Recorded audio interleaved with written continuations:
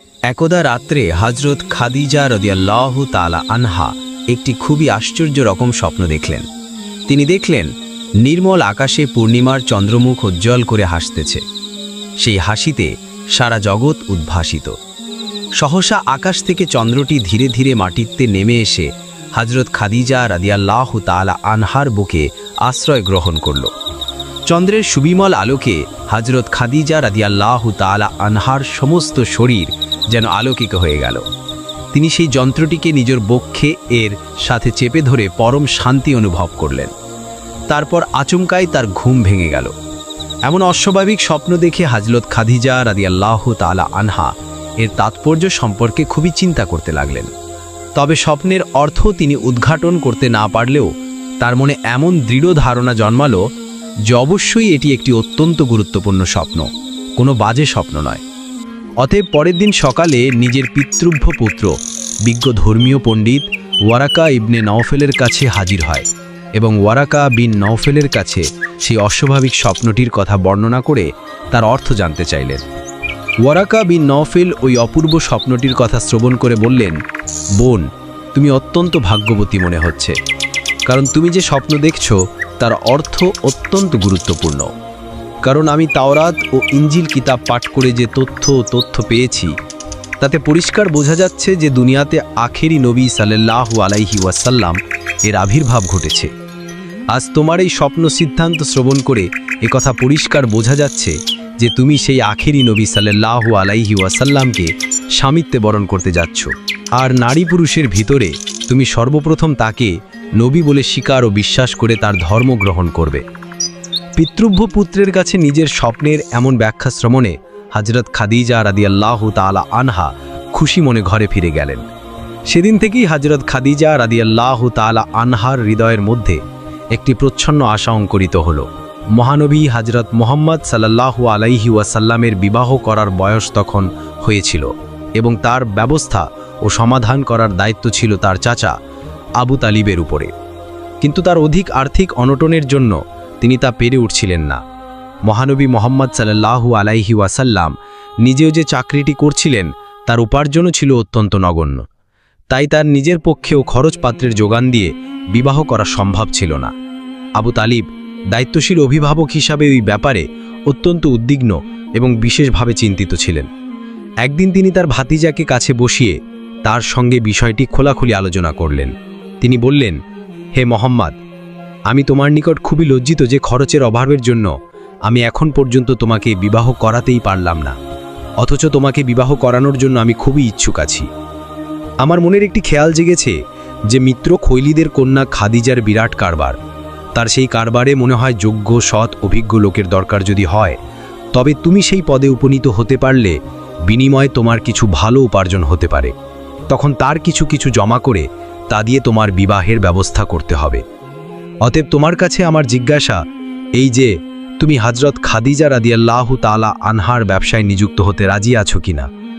মহানবী সাল্লাল্লাহু আলাইহি ওয়াসাল্লাম তখন চাচার মুখে এই কথা শুনে তখন নবী সাল্লাল্লাহু আলাইহি ওয়াসাল্লাম বললেন, চাচা যান, আপনি আমার গার্জিয়ান এবং পরম হিতাকাঙ্ক্ষী, অতএব আপনার যে কোনো অভিমতের সাথে আমি ঐক্যমত থাকব, এ বিষয়ে আপনি নিশ্চিত থাকুন।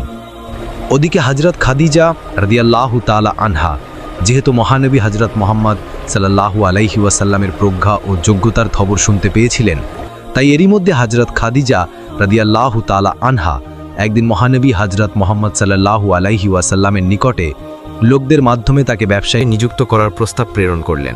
মহানবী হযরত মুহাম্মদ সাল্লাল্লাহু আলাইহি ওয়াসাল্লাম এ বিষয়ে নিজের চাচা আবু তালিবের সঙ্গে আলোচনা করে তারপর সেই লোকটিকে জানিয়ে দিলেন যে এই সম্পর্কে তিনি রাজি আছেন। কয়েকদিনের ভিতরে হযরত খাদিজা রাদিয়াল্লাহু তাআলা আনহা অনেক টাকা পয়সা ও ব্যবসার পণ্য দিয়ে মহানবী হযরত মুহাম্মদ সাল্লাল্লাহু আলাইহি ওয়াসাল্লামকে ব্যবসার উপলক্ষে সিরিয়ায় পাঠালেন। হযরত খাদিজা রাদিয়াল্লাহু তাআলা আনহা মহানবী হযরত মুহাম্মদ সাল্লাল্লাহু আলাইহি ওয়াসাল্লামকে কাজের সাহায্য ও তার সেবা যত্ন করার জন্য তার মাইশেরা নামক একজন বিশ্বস্ত ও সুদক্ষ কৃতদাসকে আর খুজাইমা নামক একজন কর্মদক্ষ আত্মীয়কে তার সাথেই পাঠালেন। তিনি তাদেরকে বলে দিলেন যে তোমরা উভয় তার সেবা যত্ন করবে, তার আদেশ ও উপদেশ মেনে চলবে এবং সদা সর্বদা তার সুবিধা এবং অসুবিধার দিকে খেয়াল রাখবে। মহানবী হযরত মুহাম্মদ মুস্তাফা সাল্লাল্লাহু আলাইহি ওয়াসাল্লাম হযরত খাদিজা রাদিয়াল্লাহু তাআলা আনহার ব্যবসার পণ্য নিয়ে সঙ্গে মাইশেরা ও খুজাইমা সহ একটি ব্যবসার কাফেলার সাথে মিলিত হয়ে সিরিয়ার দিকে রওনা হলেন এবং তারপর যথাসময়ে সিরিয়ার অন্তর্গত বোসরায় গিয়ে উপনীত হল। একই স্থানে একটি বিরাট বটগাছের নিচে তাঁবু গাড়লেন। ওই গাছটি বহুদিন ধরে পত্রপুষ্প ও ফলহীন প্রায় মৃত্যু অবস্থায় দণ্ডায়মান ছিল। কাফেলার লোকজন গাছটির নিচে তাঁবু গাড়ার সময় মহানবী হযরত মুহাম্মদ সাল্লাল্লাহু আলাইহি ওয়াসাল্লাম ওই গাছটির একটি শিকড়ির উপর বসে পড়লেন এবং তারপর বিশ্রাম নিলেন।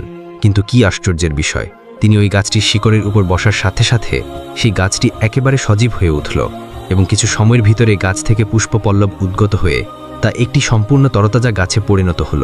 নিকটস্থ লোকজন এই দৃশ্য দেখে খুবই হতবাক হয়ে গেল। ওই গাছটির কিছু দূরে বুখাইরা নামক একজন খ্রিস্টান ধর্মযাজক বাস করতেন। এই সংবাদ শুনে তিনি দ্রুতপদে ছুটে এসে দেখতে পেলেন যে সত্যি দীর্ঘকাল যাবৎ উক্ত মর্ধমিত গাছটি তরতাজা হয়ে তাতে পত্রপুষ্প ফল বের হয়েছে। বুখাইরা যাজক অবাক হয়ে উক্ত কাফেলার প্রতিটি লোকের পরিচয় জিজ্ঞেস করলেন, কেননা তার মনে দৃঢ় বিশ্বাস জন্মেছিল যে এই কাফেলার লোকেদের মধ্যে নিশ্চয়ই একজন মহাপুরুষ আছেন। এই গোপন উদ্দেশ্য মনে ধারণ করে তিনি সবার সাথে আলাপ করতে করতে অবশেষে হযরত মুহাম্মদ সাল্লাল্লাহু আলাইহি ওয়াসাল্লামের সাথে বিশেষভাবে আলাপ করে বুঝতে পারলেন যে অধুর ভবিষ্যতে এই যুবক শেষ জামানার নবী হবেন। খ্রিস্টান ধর্মযাজক পূর্ববর্তী আসমানি কিতাব ও ইনজিলের বিশেষ অভিজ্ঞ ছিলেন, তাই তিনি এই সব কিছুই বুঝতে পারলেন। তিনি ইনজিলে যে শেষ নবীর যে আকৃতি ও প্রকৃতির কথা পড়ছিলেন, হযরত মুহাম্মদ সাল্লাল্লাহু আলাইহি ওয়াসাল্লামের আকৃতি ও প্রকৃতির সাথে তার হুবহু মিল দেখতে পেয়ে তিনি বুঝতে পারলেন যে তার ধারণা পুরোপুরি ঠিক।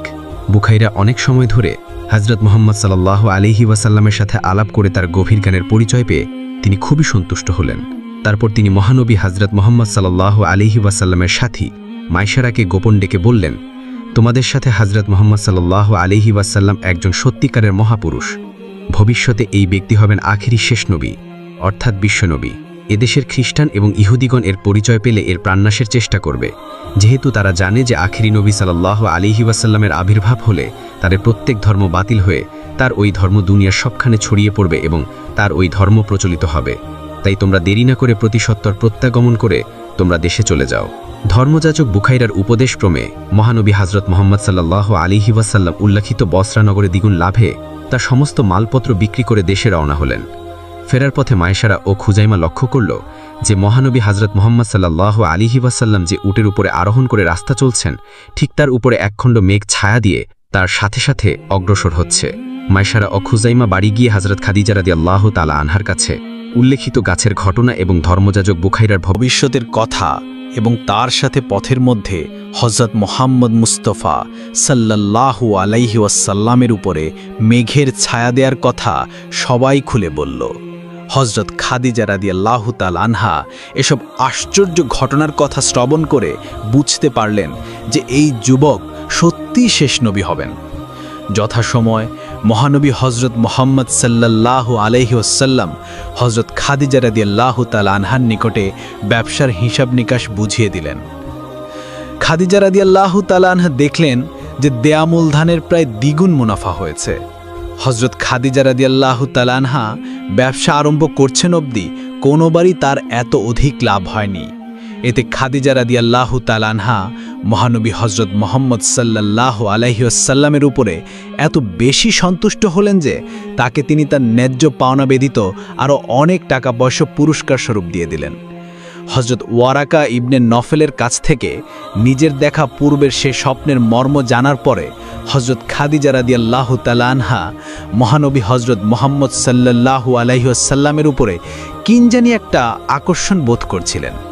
যদিও তিনি তাকে কোনোদিনই আর এর পূর্বে দেখেননি, এবার তিনি তাকে দেখে তার কথাবার্তা শ্রবণ করে ও তার আচার ব্যবহার এবং লক্ষ্যাদি লক্ষ্য করে খাদিজা রাদিয়াল্লাহু আনহুর মনে এই সুধীর ধারণা জন্মেছিল যে মক্কা নগরীতে যদি কারো শেষ নবী হওয়ার যোগ্যতা থেকে থাকে তাহলে তিনি এই মুহাম্মদ ছাড়া নিশ্চয়ই অন্য আর কেউই হবে না। হযরত খাদিজা রাদিয়াল্লাহু তাআলা আনহা নিজে খুব বিদুষী, বিচক্ষণ, বুদ্ধিমতী ও দূরদৃষ্টি সম্পন্ন মহিলা ছিলেন বলেই তিনি হযরত রাসূল কারীম সাল্লাল্লাহু আলাইহি ওয়াসাল্লামের অপূর্ব সত্যতা, বিশ্বস্ততা, আমানতদারি, বিনয়, নম্রতা এবং তার ব্যক্তিত্ব, সচ্চরিত্রতা এবং ন্যায়নিষ্ঠতা এসব দেখে তার উপর অধিকতর আকৃষ্ট হয়ে পড়েন। তিনি যেন তার উপর কেমন একটা হৃদয়ে টান অনুভব করতে লাগলেন। এ সময় তিনি মনে মনে ভাবছিলেন যে যদি এই ব্যক্তি শেষ নবী হন আর আমি যদি তাকে স্বামীরূপে বরণ করে তার দাসীরূপে স্ত্রী হতে পারি, তাহলে আমার মতো ভাগ্যবতী নারী আরবে কেন, সারা পৃথিবীতে আর কেউই হতে পারবে না। হজরত মুহাম্মদ সাল্লাল্লাহু আলাইহি ওয়াসাল্লাম পরম নিষ্ঠা ও সত্যতার সাথে খাদিজা রাদিয়াল্লাহু তাআলা আনহার ব্যবসাক্রান্ত কর্মে সহযোগিতা দিয়ে যেতে লাগলেন। তার প্রত্যেকটি কাজের ভিতর দিয়ে সকল প্রকার গুণ, অন্য চরিত্র এবং সত্যতা, নিষ্ঠা আর শ্রেষ্ঠ যোগ্যতার পরিচয় পাওয়া যেতে লাগল। হজরত খাদিজা রাদিয়াল্লাহু তাআলা আনহা তার এসব গুণাবলী দেখতে পেয়ে প্রেমেই তার ওপর অধিকতর আকৃষ্ট হয়ে পড়লেন। এমনকি তিনি আর বিবাহ করবেন না বলে যে প্রতিজ্ঞা করেছিলেন তা ভুলে গেলেন এবং নতুন করে সংসার করবেন বলে হজরত খাদিজা রাদিয়াল্লাহু আনহু দৃঢ় সংকল্প করলেন। নাফিসা নামের হজরত খাদিজা রাদিয়াল্লাহু আনহার দৈনিক বুদ্ধিমতী পরিচালিকা ছিলেন। হজরত খাদিজা রাদিয়াল্লাহু তাআলা আনহা একদিন তার কাছে নিজের মনের কথা উপস্থাপনা করলেন। তার কথা শুনে নাফিসা তাকে বলল, আপনার আর কিছুই বলতে হবে না, আমি এই সব কিছুরই ব্যবস্থা করে দিচ্ছি। তারপর একদিন নাফিসা মহানবী হজরত মুহাম্মদ সাল্লাল্লাহু আলাইহি ওয়াসাল্লামের কাছে উপস্থিত হয়ে প্রথমত ব্যবসা সম্পর্কিত আলাপ আলোচনা করে তারপর কথায় কথায় হজরত নবী করিম সাল্লাল্লাহু আলাইহি ওয়াসাল্লামকে এখনও তার বিবাহ না করার কারণ জিজ্ঞেস করলেন। এবং নাফিসা বললেন, আপনার বয়স তো অনেক হয়েছে, এখন তো বিবাহের বয়স, এখন আপনি কেন বিবাহ করছেন না? নাফিসার কথা শুনে নবী করিম সাল্লাল্লাহু আলাইহি ওয়াসাল্লাম বললেন, আপনি অবশ্যই আমার আর্থিকের বিষয়ে অবগত আছেন, আপনাকে আর নতুন করে জানানোর কিছুই নেই। এই উত্তর শুনে নাফিসা বলল, মনে করুন যদি কোনো সুন্দরী, বুদ্ধিমতী এবং বিদুষী এবং বিরাট দানশীলিনী এমন কোনো মহিলা আপনাকে বিবাহ করতে রাজি হয় আর বিবাহ বাবদ আপনার সকল খরচ বহন করতে থাকে, তাহলে কি আপনি এই ধরনের বিবাহ করতে রাজি আছেন? হজরত মুহাম্মদ সাল্লাল্লাহু আলাইহি ওয়াসাল্লাম জিজ্ঞেস করলেন, কে এমন মহিলা যে আমার জন্য এত কিছু করতে প্রস্তুত হবে? রাসূল আকরাম সাল্লাল্লাহু আলাইহি ওয়াসাল্লামের এই কথা শুনে তখন নাফিসা বললেন, সেটা তার বাব্বার কথা, তা আপনার নয়, আপনি কেবল আপনার মতামতের কথা আমাকে বলুন। তখন হজরত নবী করিম সাল্লাল্লাহু আলাইহি ওয়াসাল্লাম বললেন, এমন মহিলার পরিচয়টা জানতে পারি কি? নাফিসা বলল, মনে করুন যদি সেই মহিলা খুয়াইদের কন্যা হজরত খাদিজা রাদিয়াল্লাহু তাআলা আনহা নিজে হন, তাহলে আপনি কি রাজি আছেন? মহানবী হজরত মুহাম্মদ সাল্লাল্লাহু আলাইহি ওয়াসাল্লাম বললেন, এটা তো আমার জন্য পরম সৌভাগ্যের কথা, তবে এই ব্যাপারে আমার চূড়ান্ত মতামত নির্ভর করে আমার চাচা আবু তালিবের উপর। যেহেতু তিনি আমার মুরব্বী, তাই এই বিষয়ে তার সাথে একটু পরামর্শ এবং আলাপ আলোচনা করে নিতে হবে। নাফিসা বলল, হ্যাঁ তা তো অবশ্যই, তা তো করাই উচিত, তবে তা আপনার নিজের ব্যাপার বলে আপনার চাচার সাথে এই বিষয়ে আলোচনা করতে আপনার কিছুটা সংকোচ হতে পারে। আপনাকে সেই ব্যাপারে অসুবিধায় না ফেলে সেই ভার আমি নিলাম, আমি আপনার চাচার সাথে এই সম্পর্কে কথা বলি। তখন হজরত রাসূল আকরাম সাল্লাল্লাহু আলাইহি ওয়াসাল্লাম বললেন, তাহলে তো ভালোই হয়। তারপর নাফিসা হজরত খাদিজা রাদিয়াল্লাহু তাআলা আনহার কাছে গিয়ে নিজের সাফল্যের খবর জানিয়ে সমস্ত কথা আনুপূর্বিক তার নিকট বর্ণনা করলেন। তিনি শুনে অত্যন্ত খুশি হলেন। তারপর নাফিসা হজরত খাদিজা রাদিয়াল্লাহু তাআলা আনহার অনুমতিক্রমে আবু তালিবের কাছে উপস্থিত হয়ে তাকে বলল, আপনার ভাতিজা হজরত মুহাম্মদ সাল্লাল্লাহু আলাইহি ওয়াসাল্লামের সাথে হজরত খাদিজা রাদিয়াল্লাহু তাআলা আনহার বিবাহ হতে পারে কি? এই সম্পর্কে আপনার মতামত প্রকাশ করুন। আবু তালিব তার গরিব ভাতিজার বিবাহের ব্যাপারে নিজেই উদ্গ্রীব এবং চেষ্টায় ছিলেন, কিন্তু খাদিজার মতো এত বড় ধনী ব্যক্তি এবং বিদুষী মহিলা যে তার অভাবগ্রস্ত ভাতিজার সাথে বিবাহে রাজি হবেন, সেটা তিনি ভাবতেও পারেনি। এইরূপ ঘটনা সাথিতামলে তা যে ভাতিজা মোহাম্মদের জন্য খুবই সৌভাগ্যের ব্যাপার হবে, এইটা তিনি ভালো করেই জানতেন। তবুও আবু তালিব নাফিসার কাছে নিজের মনের কথা মোটামুটি প্রকাশ করে এমন জবাব দিলেন যে, ভাতিজা মোহাম্মদের সাথে আলোচনা করে তার মতামত না জেনে আমি তো চূড়ান্ত কথা বলতে পারি না, তবে আমার ব্যক্তিগত মতামত হলো এটা খুবই ভালো প্রস্তাব। নাফিসা বলল, আশা করি তিনি এই ব্যাপারে রাজি হবেন, তবে আপনি তার সাথে পরামর্শ আলাপ আলোচনা করে এই প্রস্তাব মনে করলে আশা করি আপনি পাত্রের পক্ষ থেকে প্রস্তাবটি পাত্রীপক্ষের মুরব্বির কাছে উপস্থাপন করবেন, যেহেতু পাত্রপক্ষের তরফ থেকেই প্রস্তাব উপস্থাপন করার নিয়ম রয়েছে। এই কথা বলে তখন নাফিসা তার কাছ থেকে বিদায় নিল। এরপর আবু তালিব খুশি মনে হজরত মুহাম্মদ সাল্লাল্লাহু আলাইহি ওয়াসাল্লামের সাথে এ বিষয়ে কথাবার্তা বলে স্ত্রী সিদ্ধান্ত গ্রহণ করলেন। তারপর আবু তালিব হজরত খাদিজা রাদিয়াল্লাহু তাআলা আনহার পক্ষেও আমর ইবনে আসাদ এবং ওয়ারাকা ইবনে নৌফেলের কাছে হাজির হয়ে প্রস্তাবটি পেশ করলেন। তারা এই প্রস্তাবের কথা শুনে সানন্দ হয়ে সাধুবাদ জানালেন। আবু তালিব নিজেই খাদিজার পক্ষীয় ওই দুই ব্যক্তির সাথে বিবাহের সকল শর্তাদি এবং দিন তারিখ নির্দিষ্ট করে ফেললেন। এ সময় মহানবী হজরত মোহাম্মদ সাল্লাল্লাহু আলাইহি ওয়াসাল্লামের বয়স ছিল 25 বছর এবং হজরত খাদিজা রাদিয়াল্লাহু তাআলা আনহার বয়স ছিল 40 বছর। পাত্র ও পাত্রীর এই বয়স সম্পর্কে আবু তালিব যে চিন্তা করেননি তা নয়, কিন্তু হজরত খাদিজা রাদিয়াল্লাহু তাআলা আনহার মতো সর্বগুণ সম্পন্ন এবং সুন্দরী ও দানশীল এরকম মেয়ে আর পাওয়া যাবে না। তাই বিবাহের বেলায় এরকম সামান্য একটি কারণ মোটেই ধরার নয়। মহাবিজ্ঞ আবু তালেব তা ভালো করেই জানতেন। বিবাহের তারিখ ঠিক হয়েছিল 10 রবিউল আউয়াল। নির্ধারিত সময়ে মহানবী হজরত মোহাম্মদ সাল্লাল্লাহু আলাইহি ওয়াসাল্লামের পক্ষ থেকে আবু তালিব, হজরত আমির হামজা এবং হজরত আব্বাস রাদিয়াল্লাহু তাআলা আনহু, আরও কতিপয় গণ্যমান্য ব্যক্তি ও আত্মীয় স্বজন, আর হজরত খাদিজা রাদিয়াল্লাহু তাআলা আনহার পক্ষে তার চাচা আমর ইবনে আসাদ এবং ওয়ারাকা ইবনে নৌফেল এবং আরও কিছু সংখ্যক গণ্যমান্য লোক ও আত্মীয় স্বজন হজরত খাদিজা রাদিয়াল্লাহু তাআলা আনহার বাড়িতে হাজির হয়ে এবং তার বাড়িতেই বিবাহ সম্পন্ন করে দিলেন। বিবাহ অনুষ্ঠানে মহানবী হজরত মোহাম্মদ সাল্লাল্লাহু আলাইহি ওয়াসাল্লামের চাচা এবং অভিভাবক আবু তালিব উঠে দাঁড়িয়ে একটি সংক্ষিপ্ত ভাষণ দিলেন। তিনি উপস্থিত ব্যক্তিদেরকে লক্ষ্য করে বললেন, সকল প্রশংসা সেই মহান আল্লাহ পাক রাব্বুল আলামিনের, যিনি আমাদের মহামান্য নবী হজরত ইব্রাহিম আলাইহিসসালামের বংশে জন্মগ্রহণ করার সৌভাগ্য দান করেছেন, আর কাবাঘর রক্ষণাবেক্ষণের সৌভাগ্য দান করেছেন এবং সম্মানিত করেছেন।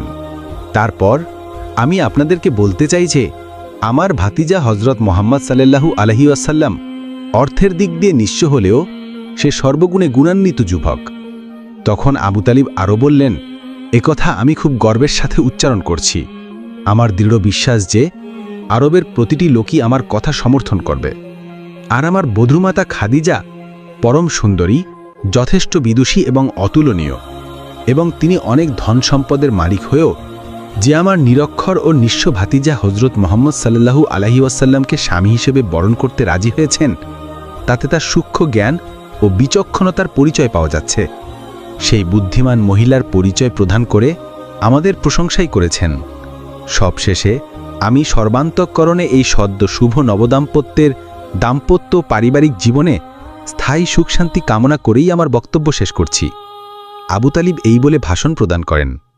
তারপর হজরত খাদিজা রাদিয়াল্লাহু তাআলা আনহার পক্ষ থেকে পিতৃপুত্র ওয়ারাকা ইবনে নৌফেল দাঁড়িয়ে উপস্থিত জনতাকে লক্ষ্য করে তিনিও একটি ভাষণ প্রদান করলেন।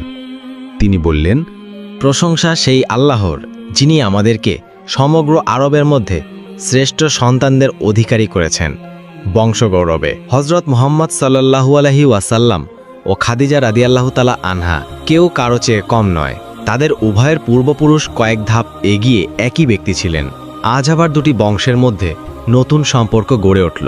আমারও দৃঢ় বিশ্বাস এই যে এই বিবাহে সম্মতি দান করে আমরা কেউই ভুল করিনি, বরং উভয় পক্ষই সাফল্য অর্জন করেছি এবং লাভবান হয়েছি। আমাদের বংশগৌরবের চেয়ে হাশিমিদের বংশমর্যাদা অনেক ঊর্ধ্বে, তা স্বীকার করতে আমাদের কোনো দ্বিধাদ্বন্দ্ব নেই। সেই হিসেবে খাদিজা রাদিয়াল্লাহু তাআলা আনহা মহানবী হজরত মোহাম্মদ সাল্লাল্লাহু আলাইহি ওয়াসাল্লামকে স্বামিত্ব বরণ করে যে আমাদের সম্মান বৃদ্ধি করেছেন তা নয়, বরং সে অত্যন্ত বুদ্ধিমত্তার পরিচয় দিয়েছেন। কেননা হজরত মোহাম্মদ মুস্তাফা সাল্লাল্লাহু আলাইহি ওয়াসাল্লামের মতো জ্ঞানী, সৎচরিত্র এবং সত্যবাদী যুবক সারা আরবে যে আর দ্বিতীয় কেউ নেই তা আরবের প্রতিটি লোকই এক বাক্যে স্বীকার করবে।